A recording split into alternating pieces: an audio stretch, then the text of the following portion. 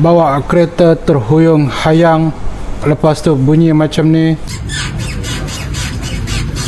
You tahu ke tak tahu apa bunyi? Kalau you tak tahu, saya bagi tahu. Itu namanya step bush atau dikenali stabilizing bush. Fungsi dia untuk ikat anti roll bar. Jadi kalau korang ada masalah terhuyung hayang dan bunyi nyok nyok nyok, ini masalah dia. Stabilizing bush. Kalau korang nak dapatkan, ambil je brand BKA ni. Saya tak nak cakap banyak. Ni brand daripada Jepun. Korang faham sendirilah ya. Quality is number one. Sayangilah kereta anda.